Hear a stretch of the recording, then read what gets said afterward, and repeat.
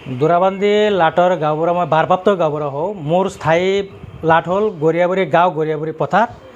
আৰু আমাৰ বিভাগীয় নিৰ্দেশমতে দোৰাবান্ধি গাঁওখন মোৰ অস্থায়ীভাৱে মোৰ দায়িত্বতে চলি আছে। এতিয়া সুৰুজ আলীৰ পিতা নবী হুছেইন যিজন ব্যক্তি, এইজন জীৱিত আছে নে তেওঁ মৃত্যু হৈছে? তেওঁ মৃত্যু হৈছে।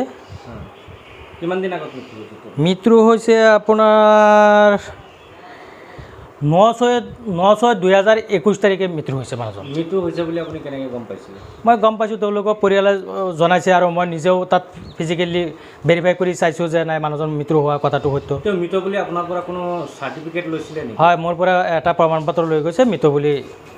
এটা প্ৰমাণপত্ৰ নিছে। কিমান আছিলে?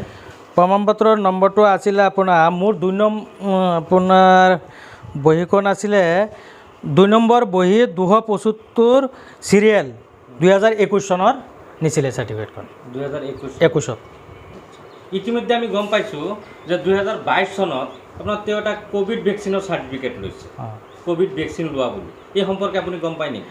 নাই, এই সম্পৰ্কতো মই জ্ঞাত নহয়। আৰু সেইটো কেনেকৈ হয়, এজন মৃত মানুহৰ আপোনাৰ ক'ভিড ভেকচিন কেনেকৈ ল'ব পাৰে?